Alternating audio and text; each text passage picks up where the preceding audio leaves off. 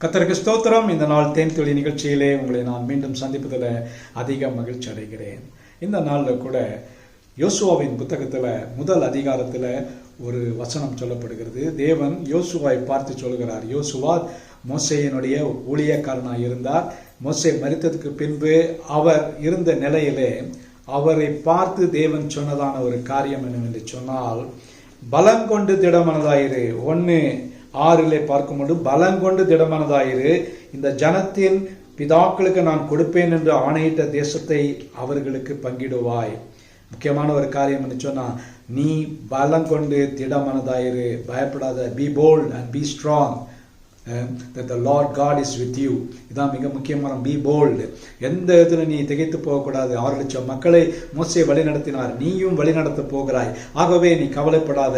அதோடு கூட அவர் சொல்லுகிறார், நீ உயிரோடு இருக்கும் நாளெல்லாம் ஒருவனும் உனக்கு எதிர்த்து நிற்பதில்லை.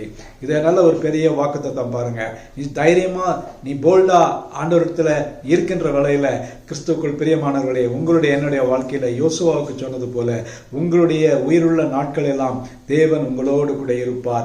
ஆகவே நீங்க பலம் கொண்டு திடமனதாயிருங்க. எப்பொழுதுமே தேவனுடைய வார்த்தை 2 தடவை சொல்லப்படும். இந்த இடத்துல முதல் அதிகாரத்தில் பார்க்கும் பொழுது 9வது வசனத்துல மீண்டும் சொல்லுகிறார், நான் உனக்கு கட்டளை இல்லையா, பலங்கொண்டு திடமனதாயிரு, திகையாதே, கலங்காதே, நீ போகும் இடமெல்லாம் நான் உன்னோடு கூட வருவேன் என்று சொல்லுகிறார்.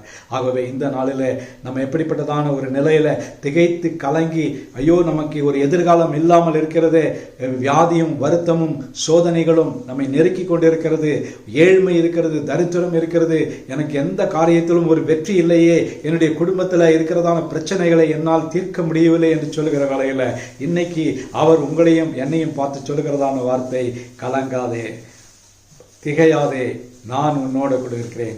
பலங்கொண்டு திடமனதாயிரு, பலங்கொண்டு திடமனதாயிரு. Be bold and be strong, for the Lord God is with you.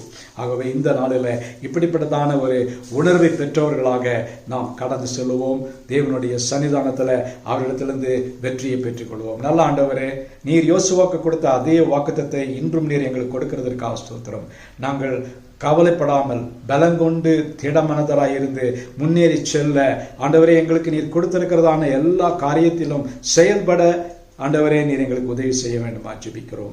எப்படிப்பட்டதான ஒரு காரியமாக இருந்தாலும் உம்முடைய கிருபை, உம்முடைய பிரசன்னம் எங்களோடு கூட இருக்கட்டும். நாங்கள் உண்மையிலே பலம் கொண்டு திடமனதாக இருக்க கிருபை செய்யுங்க. நாங்கள் போகிற இடங்களெல்லாம் எல்லா காரியங்களையும் எங்களை வாய்க்க உதவி செய்யுங்க. மீட்பர் இயேசுவின் நாமத்தில் ஜெபிக்கிறேன் நல்ல பிதாவே, ஆமேன், ஆமேன்.